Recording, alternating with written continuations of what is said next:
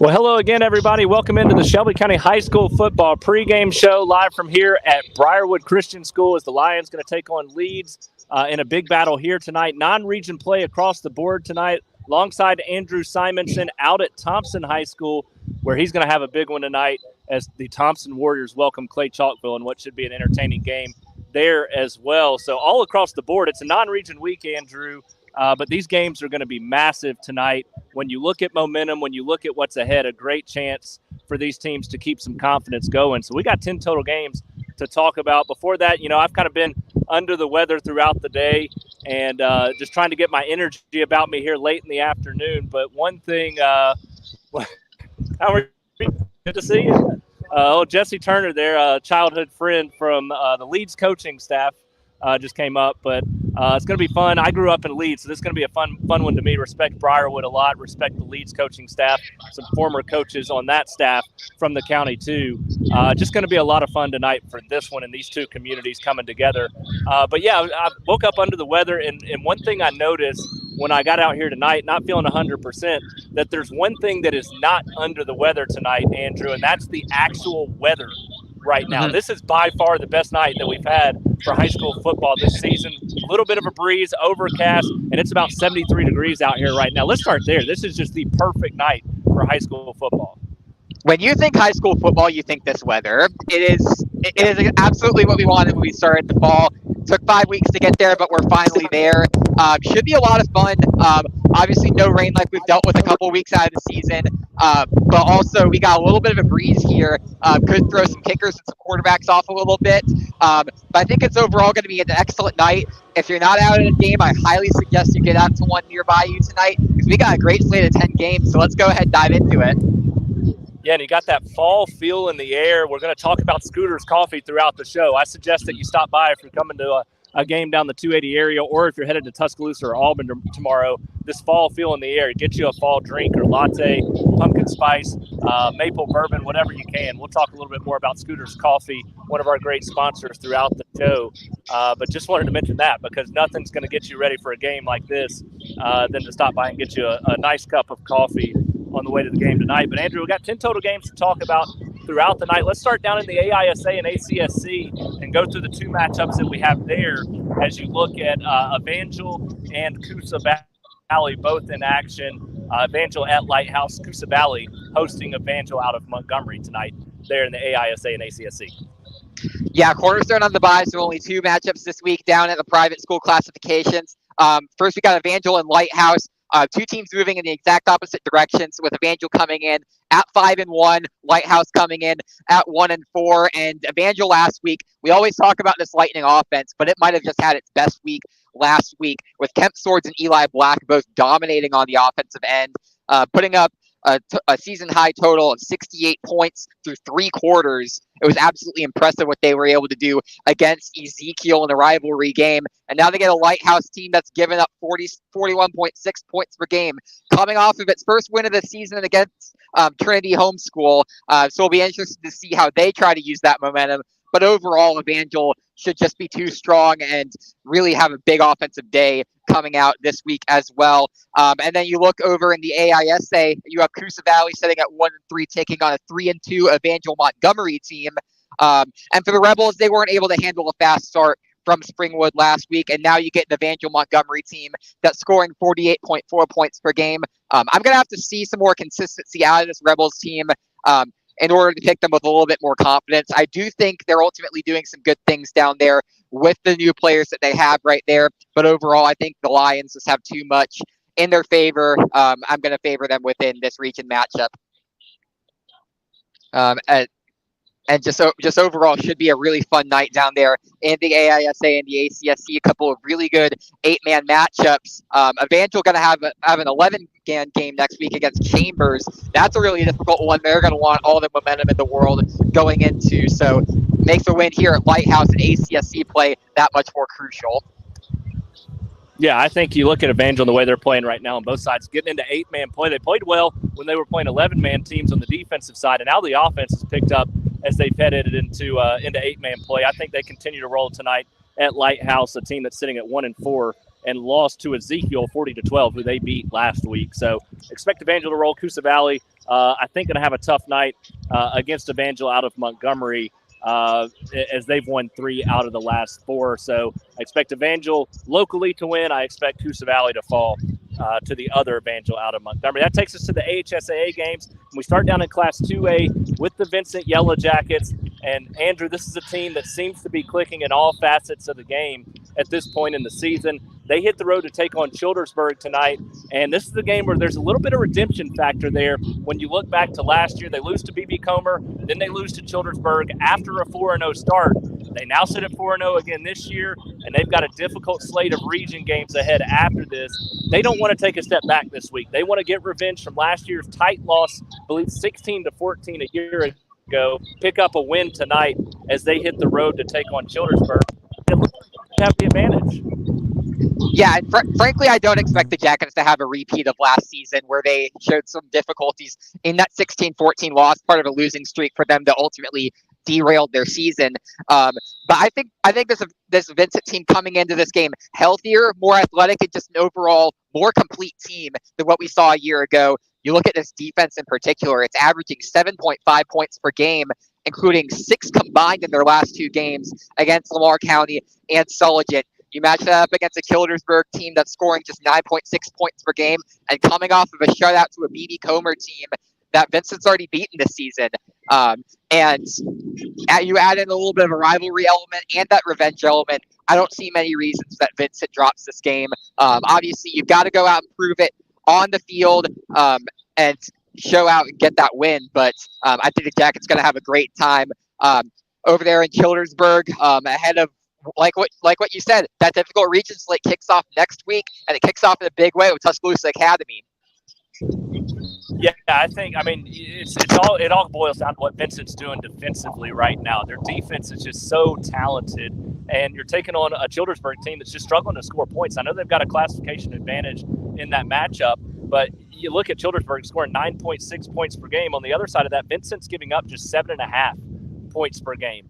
And with that being the case, it's just tough for me to see Childersburg all of a sudden being that team that's going to light up the scoreboard against Vincent really for the first time this year. And I think that solely makes the difference in this game. It's going to allow the offense to continue to do what they've done most of the year, which is settle into a game, be patient, and wait for that exact moment to make their move. And I think that's what you're going to see out of this game on the road for the Vincent Yellow Jackets tonight. They're going to keep that momentum going. They're going to do exactly that with the defense. The offense is going to get going as the night goes along. And I think you're going to see Vincent improve to 5-0 as they continue to roll in all facets of the game. Just an impressive showing from them so far this season in a year that I really didn't know what to expect. I knew they had some good playmakers back, but I knew that schedule was very challenging, and they've exceeded my expectations already. We'll see if they can keep that going.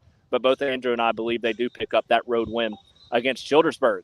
Andrew, that takes us to what's been the story of the year so far to me, right there in Class 5A, and that's the Shelby County Wildcats, still sitting undefeated at this point in the season, coming off a huge win last week, and now they get another big matchup at home against St. Clair County, a team that's sitting at 1-3, while the Wildcats are on their home field sitting at 5-0 now on the season. And this is one of those games that you got to be careful about. And we talked about it earlier in the week, just about how you can get caught looking ahead in these non-region weeks to what you've got left on the schedule. And next week's a big one in region play against Demopolis for Shelby County.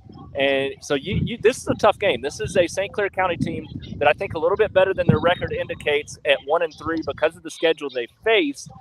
Also, you look at these two teams and how they fared against Jemison, and both played them almost identically. You look at what Shelby County did. They pick up a 42-6 win over Jemison. St. Clair County 44-8. So on paper, from a talent standpoint, I really do think these two teams can be pretty similar if they both come with the same mindset into this matchup. I don't know how you feel about it, Andrew, but I think this could be one of the sneaky good games of the night. Ultimately, I do think Shelby County is going to pull it out at the end of the night, but I think this one could be a good one. Yeah, I think ultimately if St. Clair County comes out and brings their best to this, they could definitely make it a closer game than I expect. But I personally look at this team, I see them giving up 35 points on defense, and you've got a Shelby County team that's done nothing but great things on offense. As long as Shelby County is able to get past the defensive front and establish the run game, which we saw them do last week against a really, really good north side defensive line. And ultimately, I think if they're able to do that at the end of the day, this defense is good enough at getting stops that they can limit St. Clair County and what they're able to do. And I just think overall the Wildcats have a ton of momentum coming into this. That they've just continued to build, stack results upon results, and go 1 week at a time. And I think if this was last year, this team might have had a little bit more challenges in getting focused for a non-region game like this. But with the culture that Zeb Ellison has installed in these players and the collective buy-in that they have, I really do think that they're going to come out, show this homecoming crowd exactly what they're about this season, and improve to 6-0, which still sounds crazy when you're talking about it. Yeah, I mean, it's unbelievable. And I don't know that we didn't necessarily expect them to have some success this year, but with what we've seen the last couple of years, I definitely know neither one of us expected them to get to 6-0 at this point in the season. It was all because of the offensive struggles that we've seen the last couple of years. And all of a sudden, they flipped a switch like that, and the offense is rolling along, and it's just been so consistent for the most part this year. And I think that's the difference tonight. As good as their defense has been and as good as I think that defense will play, you mentioned it, and it's that offensive line that's looked so impressive. And when you're playing well up front on the line like that, it paves the way for success offensively, especially with what Shelby County likes to do, and that's run the football. And this is a team in St. Clair County that's giving up 35 points per game.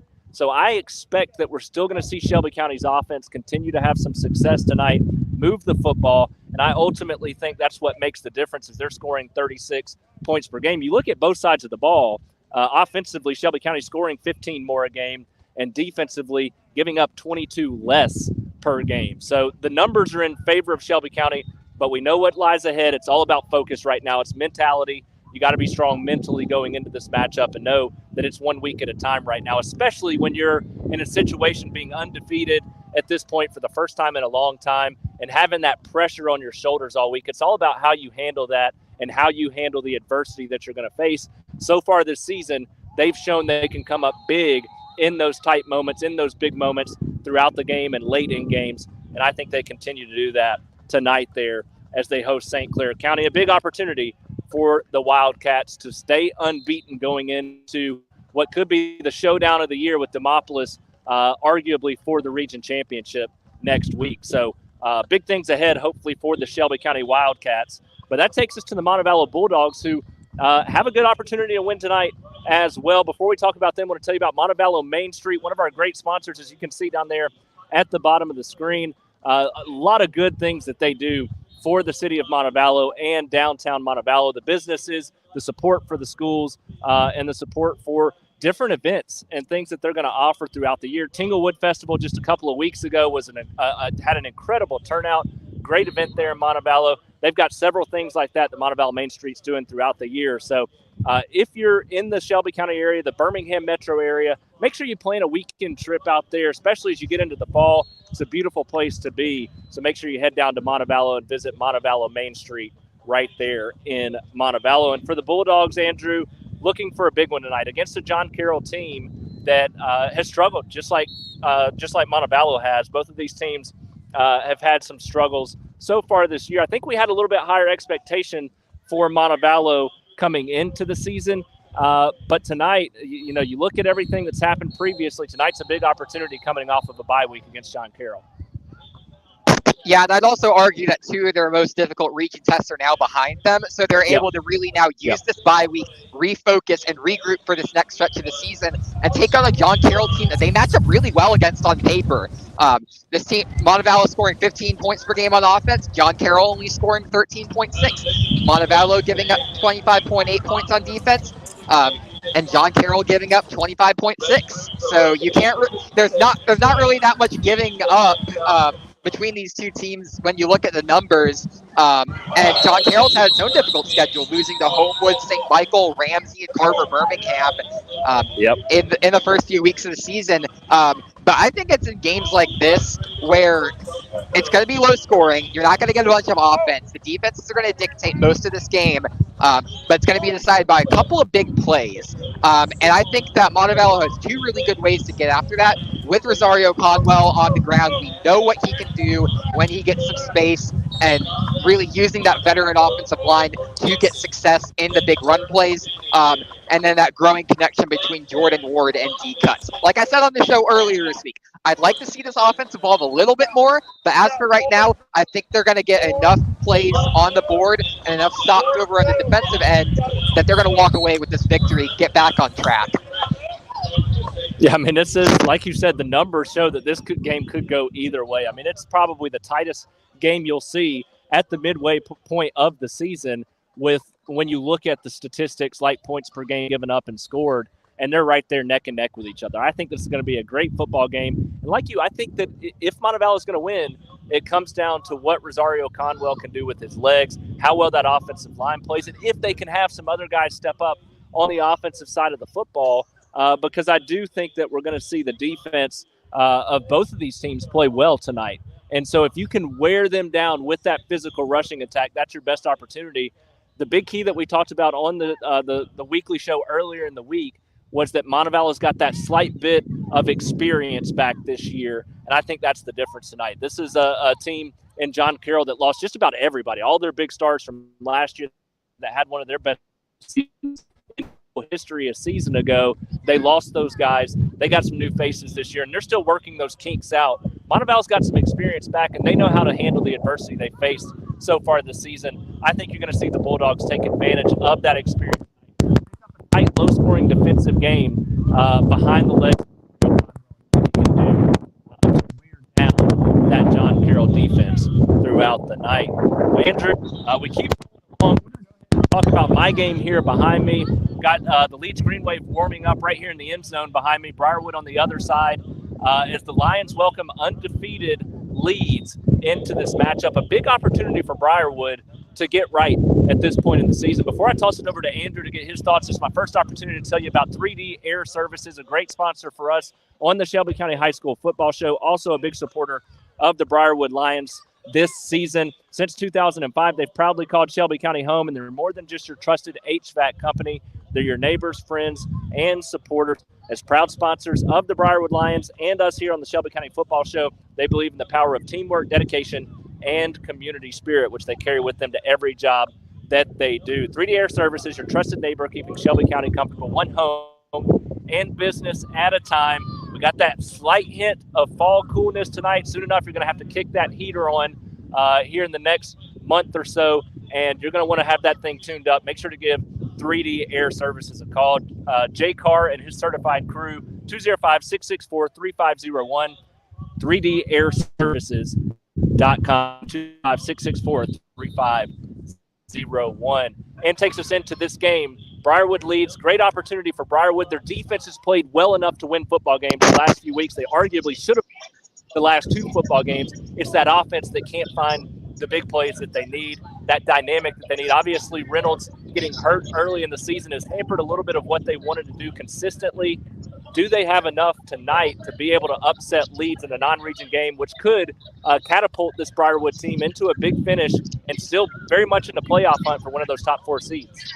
I'm not entirely sure that this will happen, simply because of what Leeds is bringing on this side. They're so consistently good in those 5 wins this season.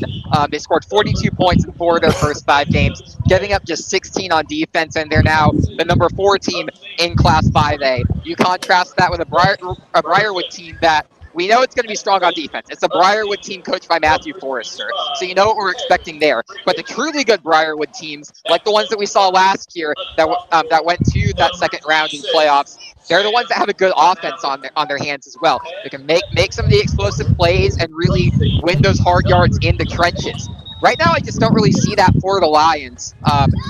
Really not able to take advantage of those chances that they had in the game against Ramsey, in the game against Winona, in the game against Carver Birmingham. Just not able to take advantage of the one-score games that they've had in the first half, and then it gets out of hand from there. And while they have fought hard in the end, it's just been too little too late.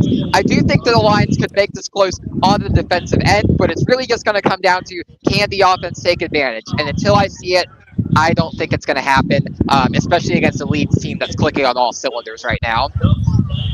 Yeah, that's the way I lean too. On the show earlier in the week, obviously this was my bold prediction that Briarwood would be able to pick up a win, but my actual prediction is that Leeds picks up the win in this game. Just from the consistency that we've seen from them so far this season, it's been every single week it's been they've scored 42 points exactly. I could be wrong about that. I remember something similar to that. And they're just playing consistently on both sides of the ball. They're scoring 39.2, giving up 16.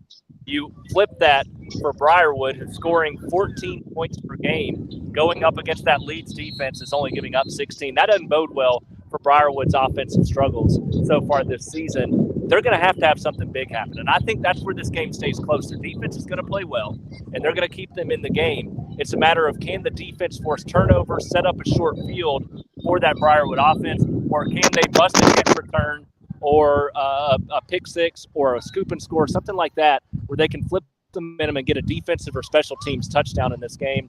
And I think that could be what could take them over the top to have a chance to win the game. Ultimately, I think their defense keeps them in it. They're a physical group. Like you said, Matthew Forster's going to have his defense ready to play, and he's going to have a physical nature in the game. I think that pairs and matches up well with what Leeds brings to the table. At the end of the day, though, you're going to have to score points to win a game like this, and that's where it's probably going to rely on a big play defensively or on the special team side for Briarwood to pick up the win. That's a lot to ask. When you look at the odds of that, the offense is where you're going to need to see some improvement. Until we see that, I tend to lean on the same side as Andrew there on this one. I think the Leeds is going to walk away with the victory and stay undefeated, 6-0 on the season. Briarwood, unfortunately, that means 0-6, but there is still weeks ahead, still a chance for this team to win out in the region. I think that's still a very real possibility with what they have in the second half of region play. They do that, still going to have a good chance to get into the postseason as well this year. So we'll see if Briarwood can continue to improve offensively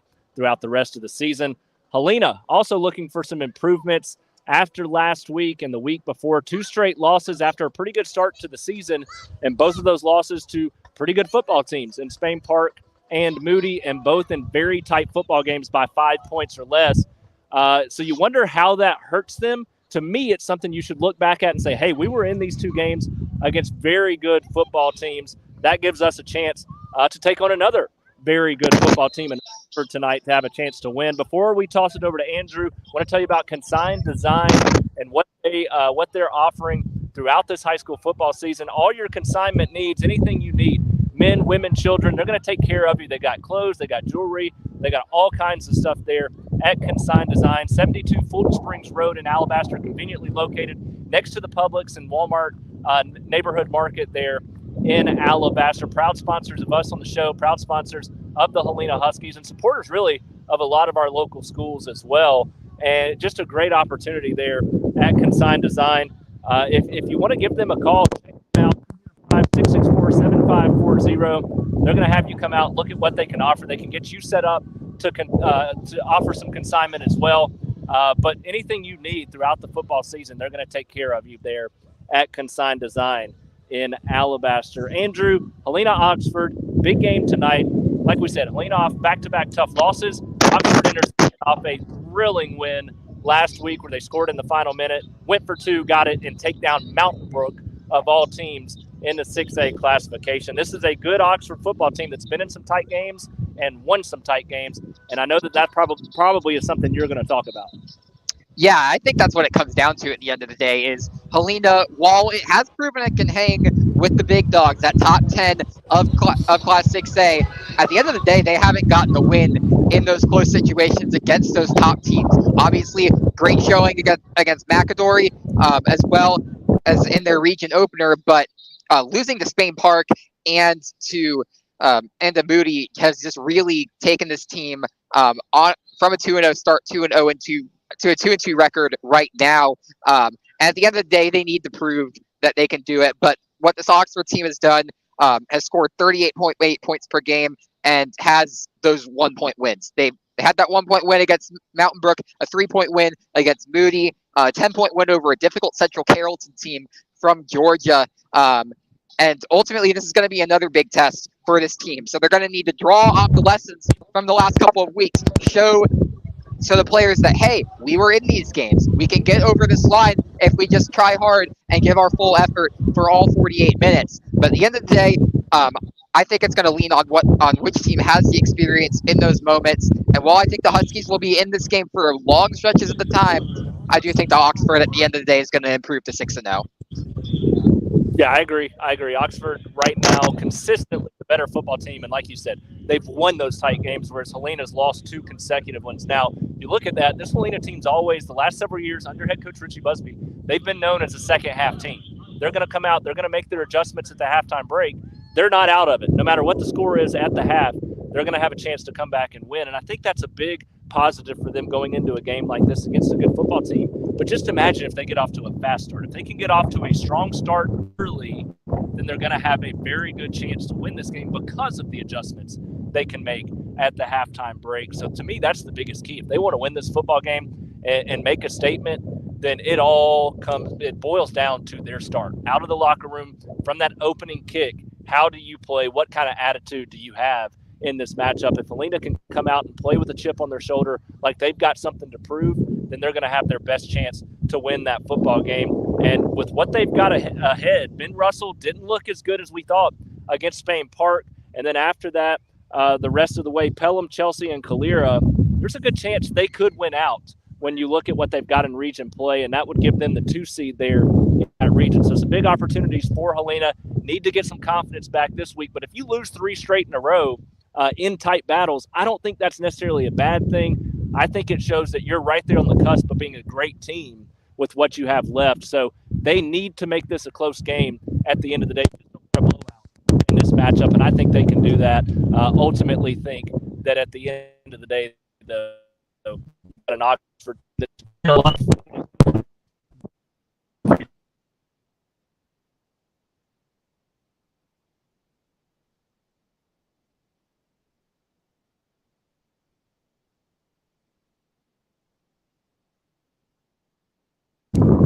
Can you hear me now? I lost you. Are you still there?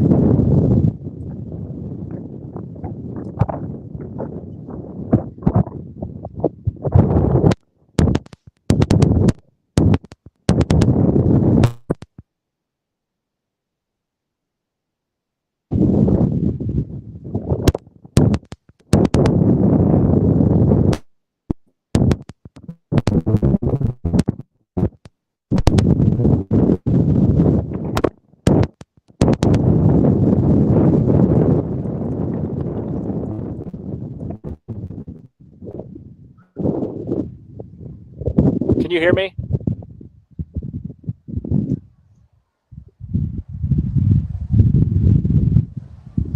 I can't hear you. I don't know if it's just on my end or not. I had my mic muted. There we go. Yes. Okay, I got you. Yeah, so I froze up there for a second. We got bad internet connection as usual out here at Briarwood. Also got some rain coming down. The wind is blowing about 20 miles an hour right now, about the strongest it's been all night too. So definitely going to have to weather that tonight. The weather feels good. A little bit of rain in the area, but not bad. But the wind is going to be a big factor for sure. Where did I leave off? Do you know? We're about to throw it to Chelsea and Paul Bryant. Okay, yeah, Chelsea, Paul Bryant. Another big opportunity here for Chelsea to continue to win football games. Sitting at 5-0 right now. This is a Chelsea team that's 4-0 for the first time since 2015. So big opportunity to remain undefeated, taking on an 0-4 Paul Bryant team. And when you look at this one, it really shouldn't be close. But like we've talked about with the other games, it's a non-region game, and it's a game that you're on the road against a team with some athletes. It could be closer than maybe we expect at the end of the night, especially with Chelsea having that pressure of remaining undefeated at this point in the season. So you look at this game, do you think it's going to be close, Andrew? Or at the end of the day, do you think this is one where Chelsea just continues to play as well as they have been? I don't really think it's going to be that close. Personally, I think this team doesn't have a whole lot of pressure on itself right now. Obviously, they knew the expectations coming into the season, but they also knew what they had internally. So I think they're almost playing with house money at this point. At this point, it's how many wins can you get and how far can you take this undefeated run, which would be to 5-0 if they're able to get this win on the road against an 0-4 Paul Bryant team that's allowing 36.8 points on defense. And you got a Chelsea team that's fresh off of its best offensive performance of the season with 56 points up there against Calera. But ultimately, at the end of the day, I think it's going to come down to this Chelsea defense. While it had a little bit of an off day last week against Calera, that's a really good Calera offense. You cut it a little bit of slack. But now you got a Paul Bryant offense that's scoring 9.8 points per game this season. You got a team that's averaging single digits, albeit against a little bit of difficult teams coming from that Tuscaloosa area. I think at the end of the day, this team is going to dictate the tempo on that defensive front, get the stops that they need, and give the ball to the offense as much as possible for them to go out and attack a vulnerable Stampede defense and go out, have a big day, get to 5-0, and then we see what happens from there. Let me ask you this, Andrew. What's the wind doing out there at Thompson right now? Being down in that bowl, is it very windy out there? Has it been kind of still? It's been pretty still, honestly. I know it's been picking up in your mic a little bit over at the Briarwood area. But honestly, what we've got right now is yeah, I'm telling you. I mean, it's just whichever team is going that way, if you're kicking a field goal or throwing a deep pass, good luck, because that wind's coming pretty strong toward this end of the field. So obviously that means you could boot one a little further going this way. So it's going to be interesting. That's going to be something to watch out here. The rain's starting to come down a little bit harder. But yeah, that's going to be interesting. You got a little bit of a bowl out there at Thompson that helps the wind stay out. So weather should be pretty good over there, hopefully. Yeah, we got a little bit of Chelsea, Paul Bryant. Yep. Go ahead. Yeah, go ahead. We just got a little bit of rain coming through, as I heard you have over there as well. Jeremy Raines texted in from Helena. Looks like it's starting to come down a little bit over there as well. So getting a little bit of weather mixed into the action. But from what I'm hearing from our folks in the weather business, we shouldn't be getting a whole lot tonight. Yeah, and of course, that's the thing. All day I looked at it, and being under the weather, I was like, I'm probably not going to go if it's going to rain. And it was like 6-7%. And of course, here we sit right about game time, and it's starting to rain harder and harder too. So who's surprised when it comes to forecasting that kind of stuff? But we got a big game on the road tonight. Our final two games we're going to talk about. We're going to start with Spain Park hitting the road to take on James Clemens before we close it out there with Andrew at Thompson.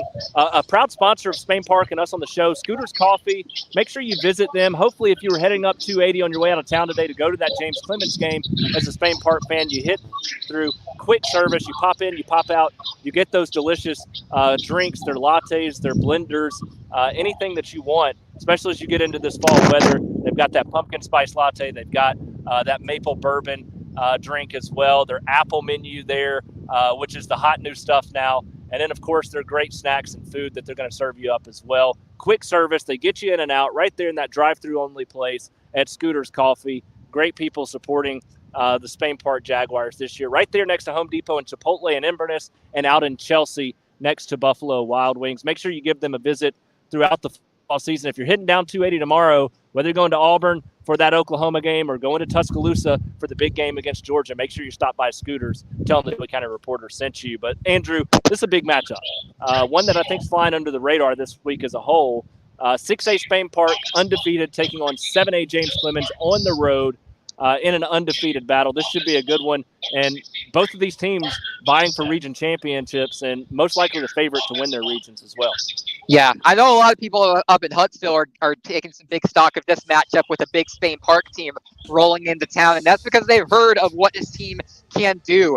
Got a big statement win last week against Benjamin Russell, allowing just 15 points to a really high-powered Ben Russell offense that we thought was going to cause them some problems. But I had a sneaky suspicion that this defense was going to come out and play, and the offense would follow, and what we had was exactly that. A massive night from Brock Bradley and Corey Barber, and a really good, convincing win over Benjamin Russell that gets them to 4-0 on the season, the same mark that the James Clemens Jets have, albeit James Clemens has that against a little bit of a lighter schedule as they just now sneak in to that Class 7A top 10 at that number 10 spot this week.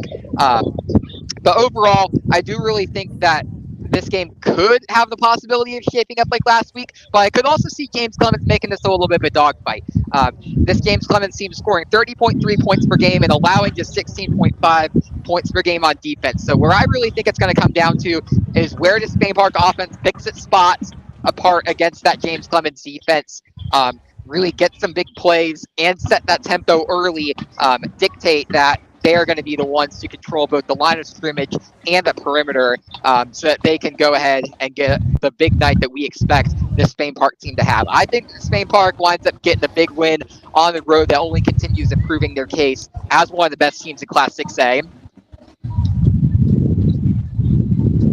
Yeah, I agree with that. I think you look at Spain Park, it's the balance to me with what they have offensively. And just like we talked about in that Helena-Oxford game, the difference to me is what you see in those tight games. Spain Park's won some close football games against some good football teams, and ultimately that, combined with the balance that they've shown in Brock Bradley throwing the football and Dakari Shanks and CJ Calley running the football, also catching the football out of the backfield, and then Corey Barber as a receiver as well. That offense is so balanced, and they've won close games. Going on the road, this shouldn't be a problem for them either, but they need to come ready to play because it's not going to be a cakewalk there in an undefeated battle. And that takes us to the game out there at Thompson High School, one that's been great the last couple of years. Last year was a battle of defending state champions. This year, Thompson a runner-up. Clay Chalkville coming in off of an undefeated 6A state championship season last year. And both teams look good this year. Clay Chalkville looks really good. Thompson looks like an elite defensive team. Both of them look elite defensively. Thompson's trying to get there. Ultimately, Andrew, do you think the offensive woes that we've seen from Thompson can hamper them and keep them, or the defense that we saw last week that literally single-handedly won the game for them in that game a week ago against Vestavia, does that defense help them pick up a win tonight? I think the defense is going to need to help them in this one because you got a Clay defense that's allowing just 3.5 points per game and has been absolutely dominant to start out the season. This Thompson team is going to need to pick its spots and really continue to take the fight to the Cougars throughout the game. But ultimately, this is Clay's biggest test, as well as this is Thompson's biggest test. We know what these two teams can expect from each other when they've gotten on the field against each other. We've had a pair of really good matchups over the last couple of years when Thompson and Clay Chalkville have met, and I expect the same thing to happen here tonight. But this offense is going to need to have its best game of the season. Clay's not going to give much throughout the entire game, and both the pass game is going to need to find its spots on the perimeters, and the running game with RJ Evans and Mike Dujon, they're just going to need to set the tempo through the sticks and be able to get those hard yards that can maybe make it a little bit more manageable for Trent Seaborn. I know that he really does like to throw that deep ball sometimes, but he has some shorter options this season that I think can make him make this Warriors team drive down the field a little bit more and put some continued pressure on this Clay Chalkville team to start performing on defense. And then just overall, this Clay team has been really solid. They're scoring 44.3 points per game, but I think it's going to be a defensive battle at the end of the day, and I think the Warriors win the turnover battle and take this one on homecoming.